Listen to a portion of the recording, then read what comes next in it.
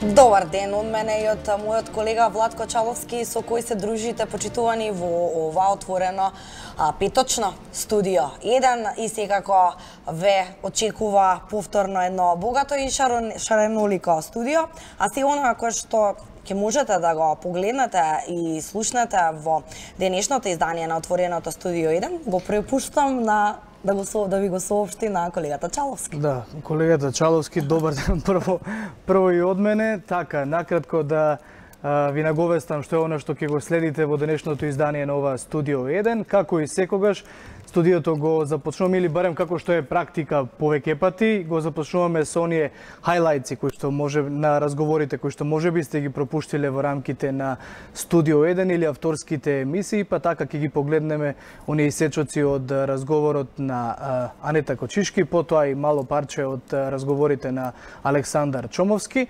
Секако ќе следат вклучување на нашите колеги кои што се на терен, ќе ни јавуваат за најновите информации, за потоа да ги проследиме прво, односно информативното издание, односно вестите во рамките на Студио 1, за некаде околу 15 и 20 часот да се вратиме во студиото, ќе поразговараме со колегата Андоновиќ за сите оние случувања кои што барем треба да се нагласат во рамките на случувањата во светот, глобалната политика. Ќе се вратиме со Јана некаде околу 17 часот, ќе разговараме со колегите Фуркан Салиу и Љубомир Костовски за оние работи кои што се случуваа во Македонија, меѓутоа ќе упатиме, се надевам, нели, критики и пофалби онаму каде што треба.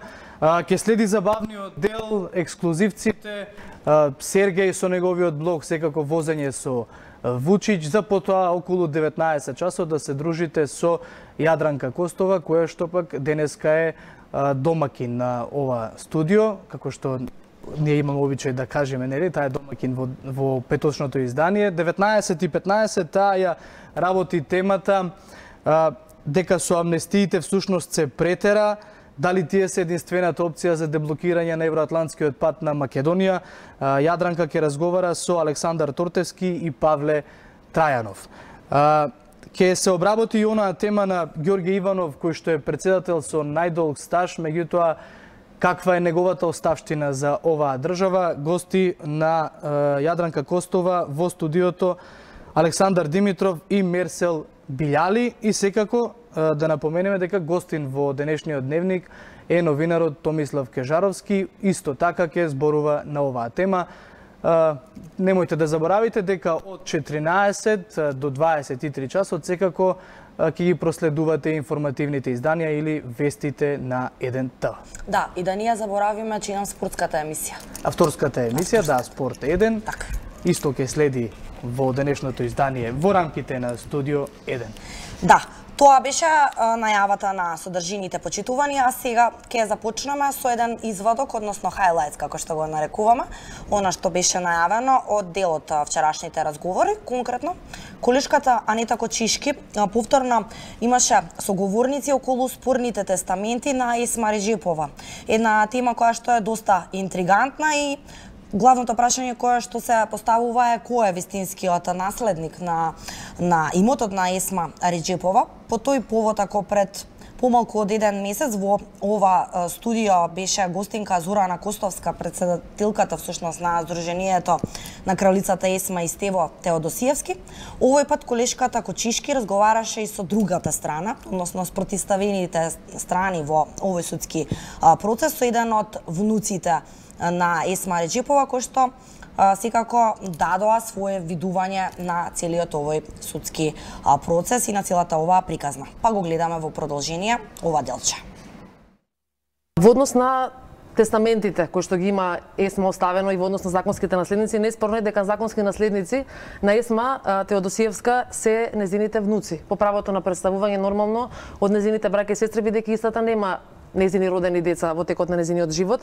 Сега во однос на тестаменталното располагање, точно дека има два тестаменти, од кои што првиот е изјавена како волја на ЕСМА да куќата во која што живеела припадне на Министерството за култура, односно на Република Македонија, а вториот тестамент е да авторските права припаднат на Симеон Атанасов. Но бидејќи Зорана Костовска при своето излагање овде во вашата телевизија наведе дека таа била сведок, сакаме во јавноста да истакнеме дека покрај што таа била сведок при давањето на тестаментот од страна на ЕСМА, бил сведок и друго лице кој што не би сакала да го именувам сега со неговиот идентитет, но е предложен во текот на судската постапка која што е поведена од наша страна да биде сведок, бидејќи ова лице тврди дека тестаментите кои што ги оставила ЕСМА за време на нејзиниот живот пред нотарката Ивана Катевиновски не се оние тестаменти кои што по смртта на ЕСМА беа отварани и беа прогласувани како отворени тестаменти, што значи дека постои во содржината, според нас, постои основано сомнение дека во содржината Вие се борите тоа да го докажете. Да, покрај други работи и тоа. Добро.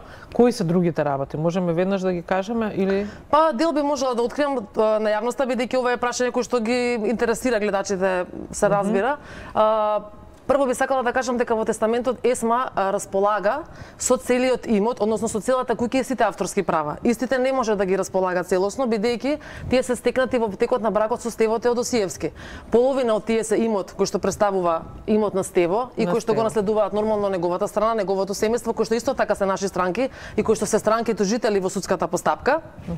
А друга страна е тоа што таа може само половина од имотот да го располага, односно тоа што како половина го има стекнато во брак и пола од половината на Стево. Така да во тој дел исто така имаме основ за поништување на тестаментите.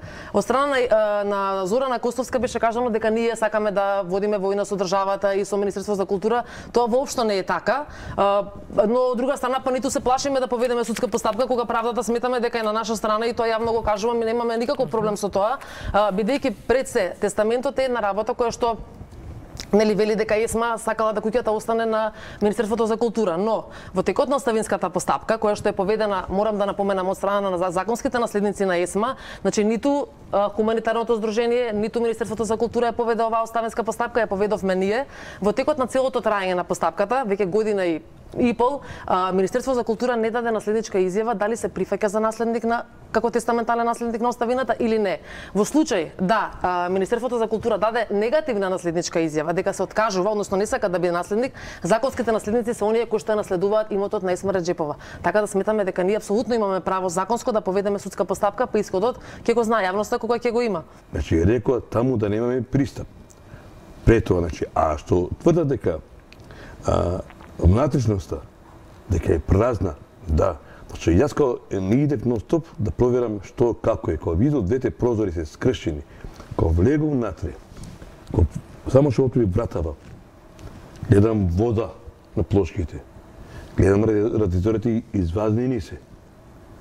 И да ти кажам, јас влегов, значи, со страв. Се качев горе, водите, вентилите ги затворив и ги викнам моите братучети, на тетка ми. Викам, дај, што правиме сега, викам. Они покушале да влегаат унутра, викам. Ако оставиме, значи, се внатре, они ќе повторно ги дојдат, ќе направат хаос. Значи, дај ни тоа све да собираме и не сме, викам, мали брачети, ние сме скоро 10-12 души. И сите тие ствари што беа, значи, се на сигурно место. И архивски документи, и сите работи што постојат во куќава, све се на право место.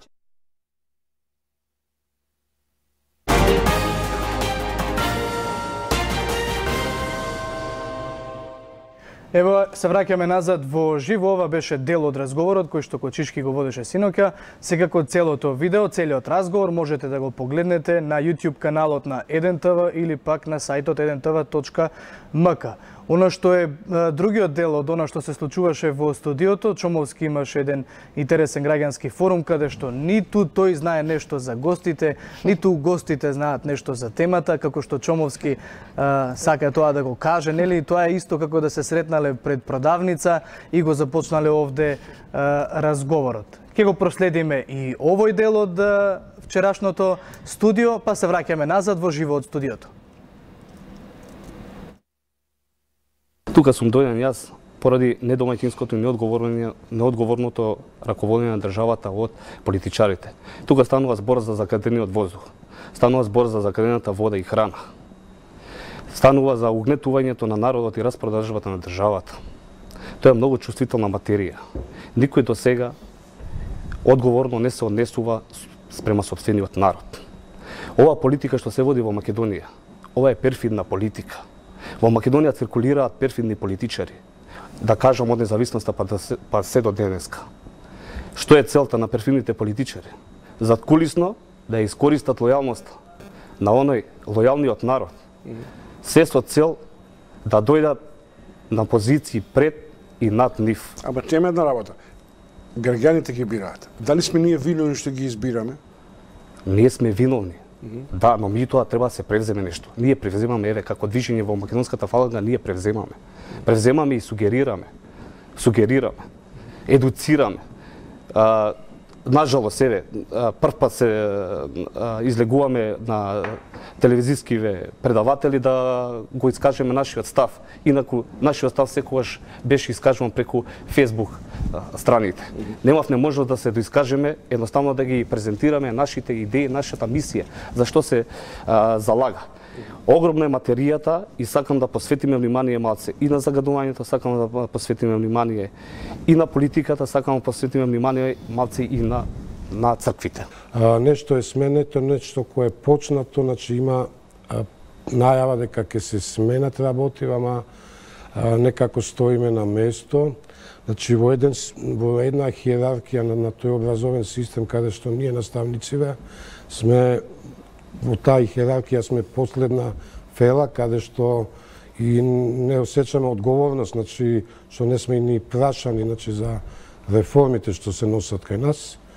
А и тука е грешката, значи сите реформи се носат од горе па надоле. Ние само дознаваме дека нешто е донесено, без да се обезбедат современи услови, значи за развивање на такви реформи, да кажеме, што се преземат од други развиени образовни системи во светот. И затоа баш ми беше убава поканата, значи уште еднаш, значи некако го заборавивме образованието, а во последно време и самиот наставник. Наставникот кој наставник во последно време е оставен сам на себе, значи се снаоѓа како што може, значи во сите овие турбулентни ситуации кои се догаѓаат во самото образование, почнувајќи од основното, средното, кај што јас работам, каде што сум професор во стручно училиште, па се догоре до... Луѓето, мислам дека во последно време се одважуваат да кажуваат за проблемите што ги притискаат. Најчесто се знае, да не повторувам економските проблеми, со кои секој човек се соочува. Обично обичниот граѓанин, средната класа која више не постои. А да не зборуваме за политичарите и луѓето што се на функција, кои уопште не мислат за народот. Само бараат кога треба избори, да ги соберат народот, да гласаат за нив, ќе се намесат на позиции, на функции, после тоа забораваат и телефони, и добар ден, и поминува покрај тебе како низ турски гробишта. Значи, фактички, незахвална работа, како да ви кажам. Што имате во малиот джеп? Која мака ве носи за да дојдете во студиото, освен ова перцепција на граѓанин кој има убава рецензија на тоа што не обкружува? Што имате? Имате некоја мака, нешто ве тишти? Па не мака уопште конкретно во смисол мака. Еве дојде на пример Љупчо и вели како рековте за 1300 дена паркинг, треба да платите колку? Со камата сега е сигурно 40.000 денари. И кој се вклучен во тој ланец? 2011 година, еве кој е. Ке ги читам, нема зашто да лажам. Значи, се работи за фактура градски паркинг. Добро. 1300 денари. Јас немам случајно договор, не знам за каква фактура се работи.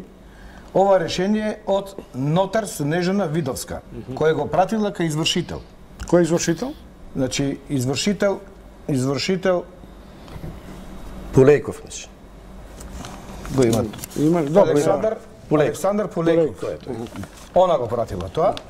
Значи, тука, градски паркинг, за ова фактура се 2010 година. 2011 а некој адвокат Владо Пешликовски, нотар Снежана Видовска и извршител тој. 4-5 институции, овде јас не сум влезен. Значи, најодговорно.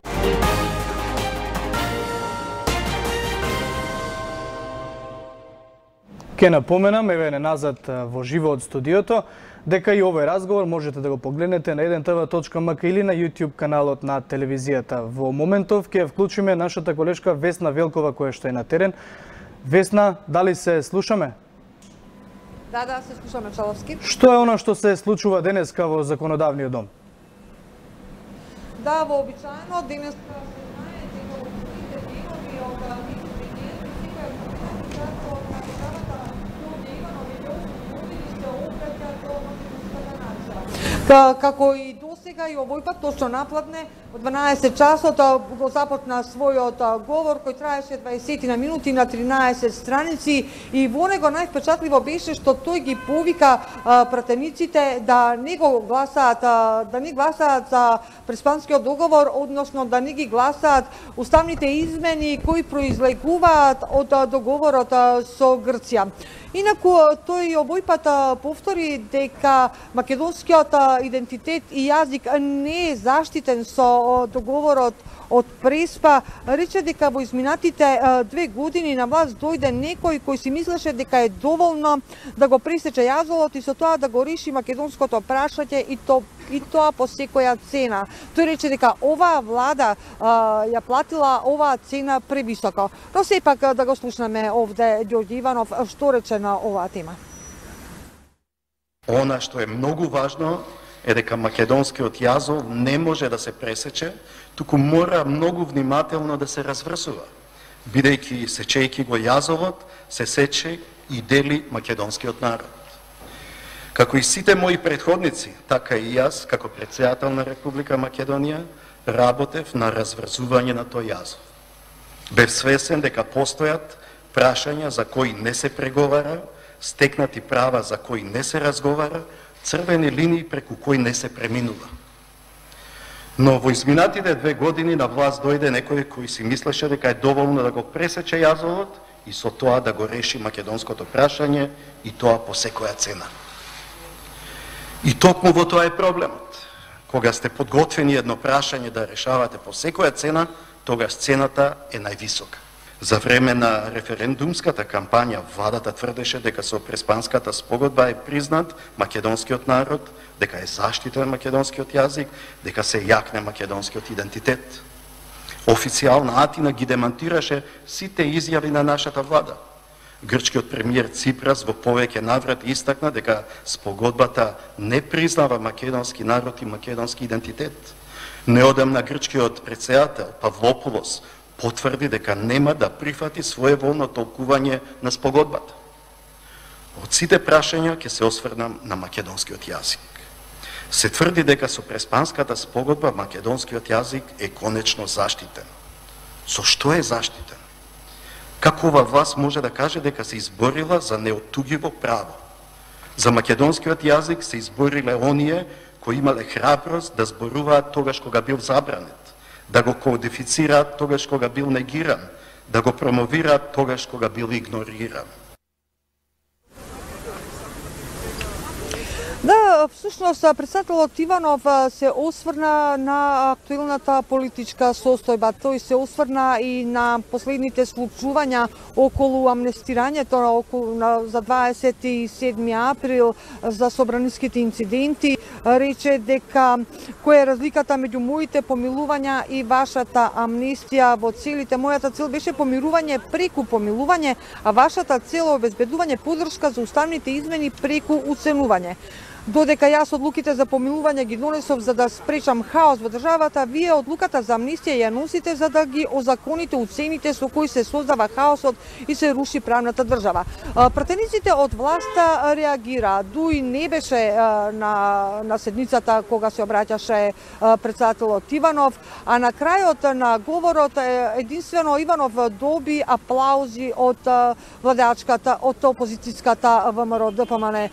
Иванов се осврна и на околу прислушувањето тој рече дека во изминатиот период сме биле сведоци на лажни искази за измислени настани и за напостоечка комуникација со цел да се докаже негова наводна вмешаност во овие инциденти.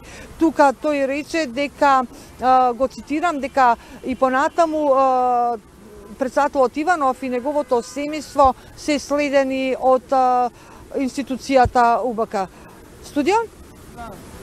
Ти благодариме пред се на овој исцрпен извештај. Секако овој говор на председателот Иванов ќе може да го проследиме и во подоснежните информативни изданија на Студио 1. За сега ти благодариме. Очигледно е, Јана, пред да го затвориме, бидејќи совестна и го затвораме овој дел од студиото, дека барем политиките на председателот на државата и оние кои што се извршна власт, управители во државата се уште се разликуваат. Ова е последното годишно обраќање на Иванов, ако се знае дека наредната година готово му завршува мандатот и нема право на реизбор. Така е, да, може да се донесе таков заклучок, а наше е веќе време, почитувани, да се одјавиме, односно да го заокружиме овој блок, бидејќи за кратко следуваат вестите на 1 ТВ. Со мене Сочаловски се гледаме малку подоцна. До тогаш, довидување.